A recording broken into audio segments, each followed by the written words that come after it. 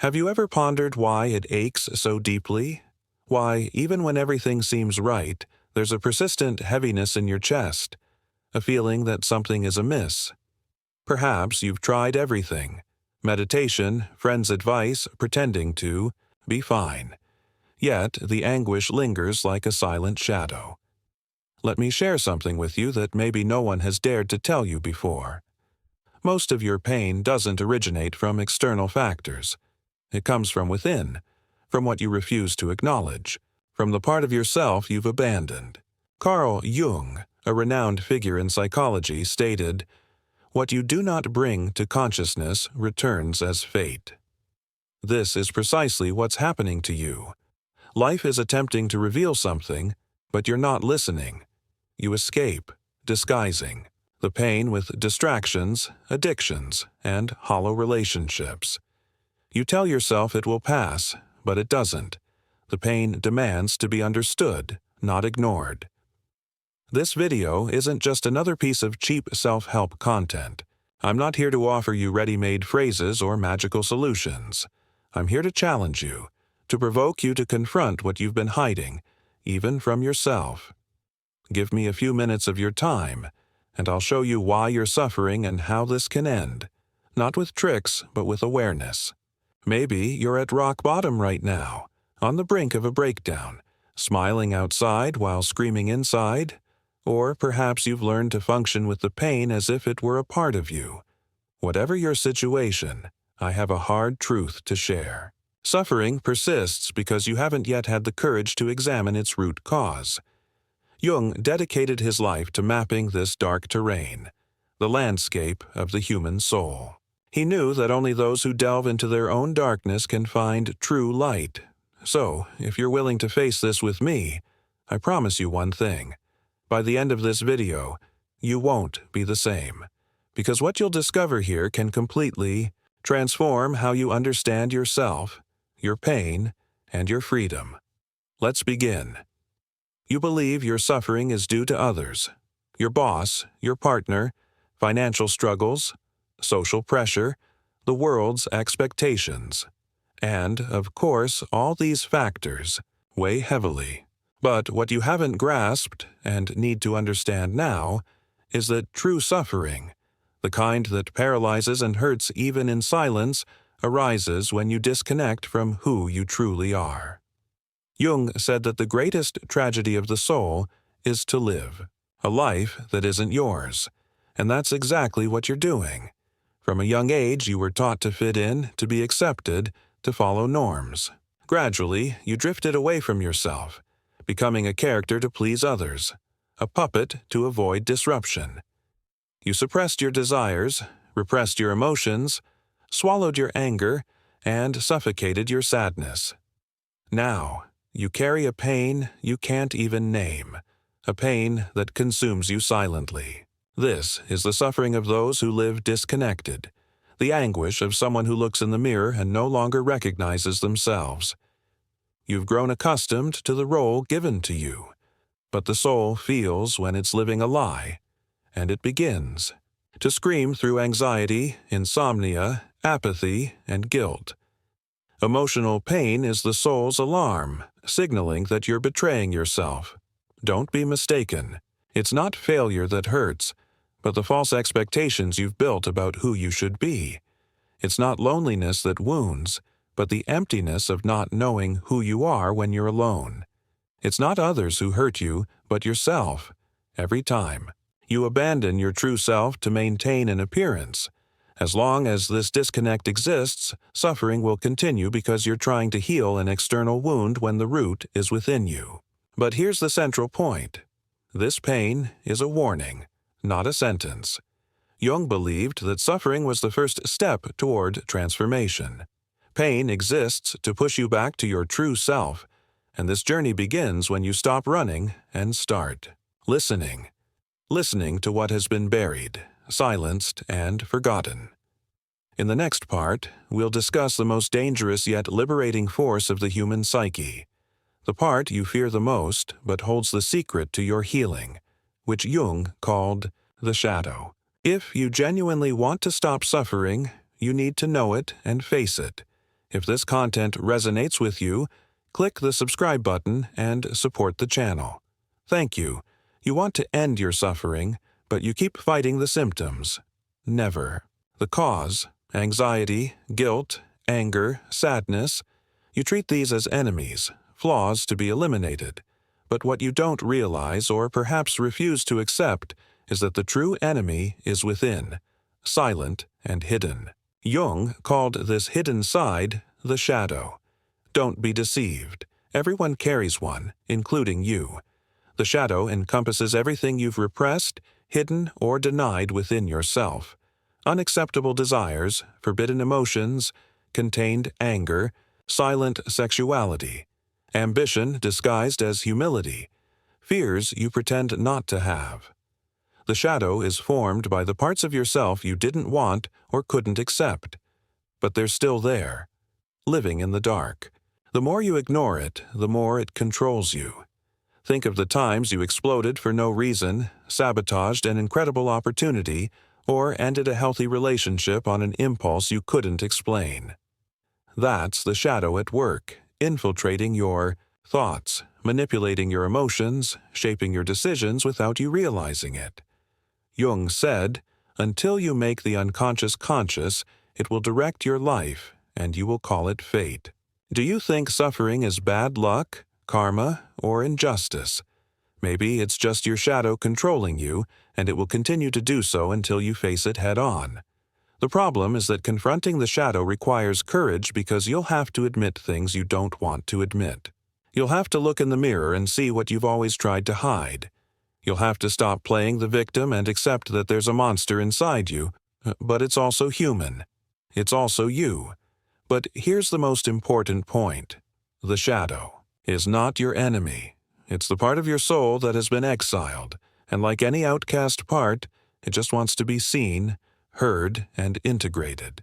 Jung didn't believe in getting rid of the shadow.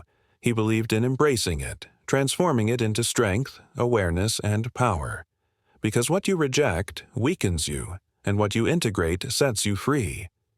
In the next part, you'll discover what to do with this shadow now that it's before you. We'll talk about the path of courage, the beginning of real healing, and how to take the first step to reclaim your fragmented soul. Because knowing the shadow is just the beginning. What you do with it is what changes everything. You've come this far, faced the truth of your disconnection, looked into the eyes of your shadow, and now comes the most decisive moment, the confrontation. It's not enough to simply understand what lies behind your suffering. Understanding is the beginning, but healing requires action, courageous, raw, and often painful action. Because now you will need to do something that most never do. Cross the internal hell with your eyes wide open. Jung was clear. The journey to the self goes through a path that few have the courage to follow. This courage is not the absence of fear, but the movement, even in fear. Facing the unconscious is walking through dark territory where you control nothing. It's letting go of the mask, dropping the victim role, and accepting that a part of you contributes to your own suffering. This requires brutal honesty and an end to self-deception. But what does it mean in practice to face the unconscious? It means starting to listen to what your body screams when your mind insists on ignoring it. That stomach pain when you are with the wrong person, that tightness in your chest when you accept yet another situation that diminishes you, that inexplicable fatigue when you force a fake smile. All of this is the unconscious trying to save you, not destroy you. You can start with small actions. Write down dreams, observe emotional triggers, reflect on patterns that have repeated for years. Every time something throws you off balance, there's a hidden message. The unconscious speaks in symbols, and your task now is to decipher, not in a hurry, not with judgment, but with presence and the willingness to truly listen to yourself. Not to comfort yourself, but to confront yourself. One of the most powerful ways to do this is through deep writing. Sit down every day and write as if you were confessing your darkest secrets to yourself. Write what you feel ashamed to feel, what you're afraid to admit, what you've never dared to say out loud. because when those words escape the prison of silence, they lose the power to destroy you. Another indispensable tool is the therapeutic mirror, whether with a psychologist or someone qualified to help you interpret the signals your mind is sending. Jung said that the unconscious is not a garbage dump, but a living intelligence. It wants to show you something. It wants to heal you, but it demands that you listen without filters, defenses, or excuses. Do you want to stop suffering? Then you need to stop running. Because as long as you flee, suffering will continue to chase you. But when you stop and look it in the face, it begins to change. It starts to transform. And then you discover something. No one told you. The pain you fear so much is, in fact, a portal. And that is exactly what we will explore in the next part, the true role of pain in your life, why it insists on appearing even when everything seems under control, and, most importantly, how it can become your most powerful ally on the path to liberation. Are you ready to find out? Then continue with me. Most people spend their lives trying to eliminate pain. They take medication, drown themselves in distractions, dive into shallow relationships, seek immediate pleasure, accumulate achievements and happy posts, all to avoid feeling. But here's a truth no one wants to hear. As long as you try to get rid of pain, it will chase you. Because pain is not here to be eliminated, it is here to be heard. Jung saw suffering not as a mistake of life, but as a call to transformation. Pain is the signal that something is broken inside you that needs to be seen, cared for, and realigned. It is the soul's cry saying this can't go on. Every pain carries a message. Every anguish is a code waiting to be deciphered. You just need to stop treating pain as an enemy and start treating it as a guide. Think of all the times life forced you to change. How many of those changes happened in comfort? Probably none. It is in chaos that the soul begins to reorganize. It is in pain that the psyche begs for reconstruction, and that is where true transformation begins. Jung said that suffering must be experienced to the end, and only then can it be overcome. In other words, pain needs to be traversed, not avoided. Let's bring this to reality. Imagine someone who spends their life negating themselves to please. Others, always available, always smiling, always saying yes. Gradually, this person begins to feel anxiety, extreme fatigue, unexplained sadness. They go to the doctor, get tests, take medication, but nothing resolves because the body is speaking what the mind refuses to accept. Living in denial of one's own truth hurts, and it will continue to hurt until they stop lying to themselves. Another example. Someone who keeps repeating the same pattern in relationships, always getting involved with emotionally unavailable people, always feeling rejected, always ending up with the feeling of not being enough. This pain is not bad. Luck, it is a mirror. It is life showing repeatedly that there is an old wound, perhaps from childhood, that needs to be healed. And as long as it is not touched, suffering will continue to serve as a reminder. When you start to see pain as symbolic language, everything changes. What once seemed like punishment reveals itself as a compass.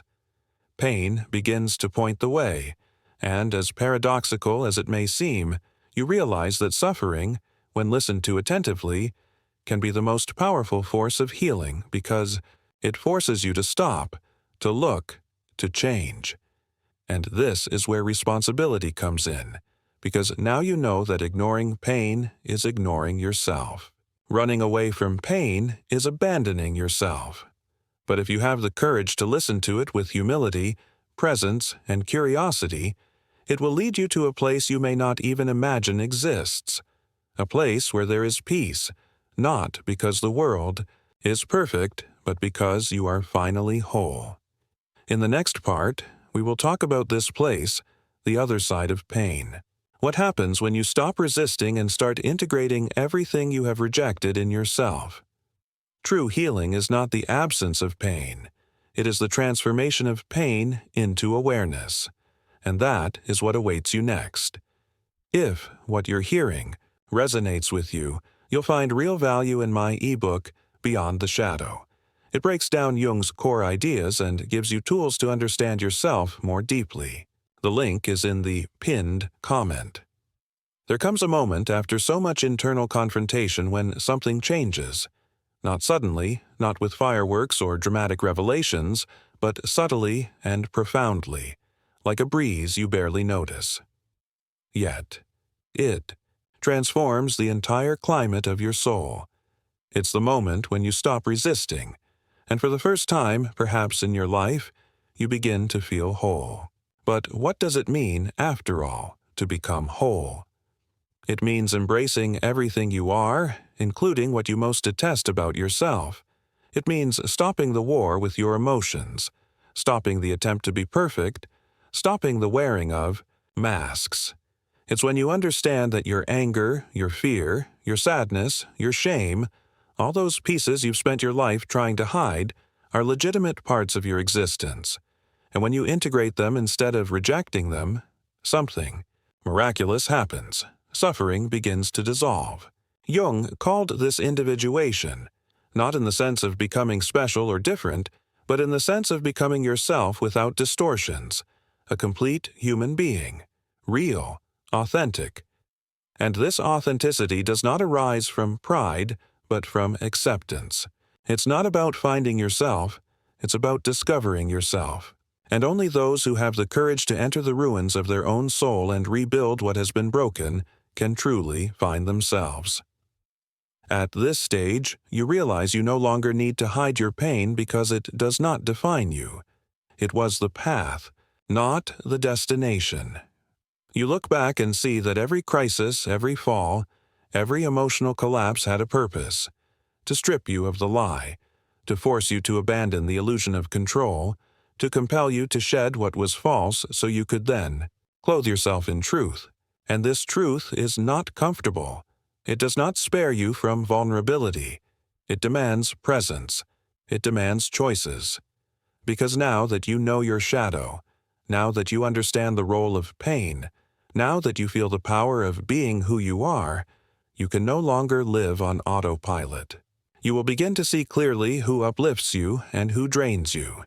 You will stop accepting what you once accepted just to avoid conflict. You will start saying no without guilt. You will finally say yes to yourself. This internal change is silent, but overwhelming. It's not about being a new person. It's about stopping the betrayal of who you have always been. And at this point, you discover something no one taught you. You didn't need to heal to be worthy of love. You just needed to accept yourself to stop living in scarcity because the peace you sought outside was waiting within.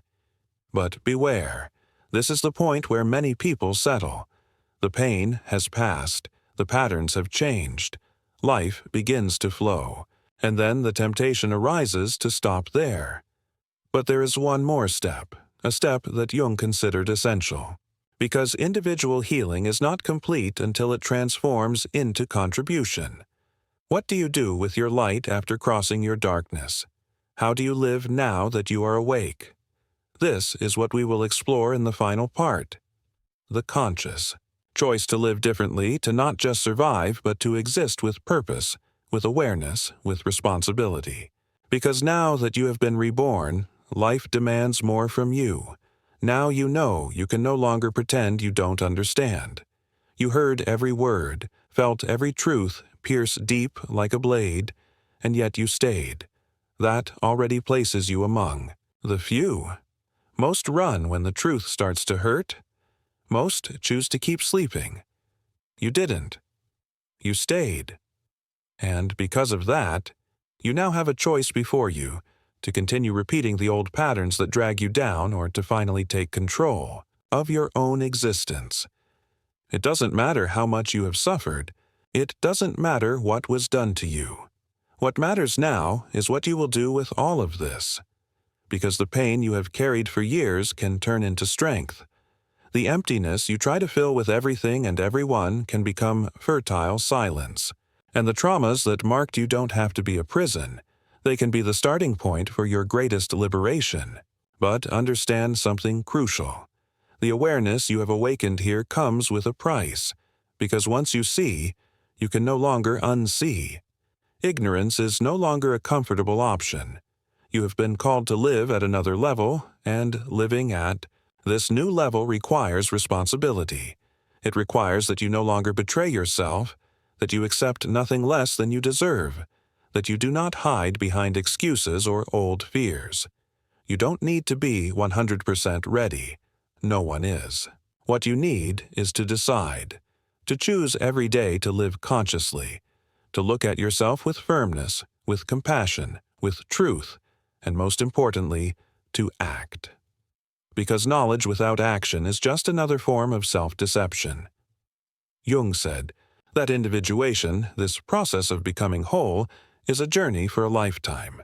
And today, perhaps, was your first real step on that journey. Perhaps, for the first time, you understood that you are not broken. You are in process, under construction. And the suffering was not a punishment. It was a calling, a cry from your soul for you to come back home. Now tell me, what was the point of this video that hit you the hardest? What truth shook you inside? Comment below. Write as if it were a commitment to yourself. When you verbalize, you anchor. And who knows, your experience might also help someone else going through this right now. And if this video touched you, confronted you, awakened you, don't stop here. The next video is just as important as this one. It continues what we started here. I'll see you there.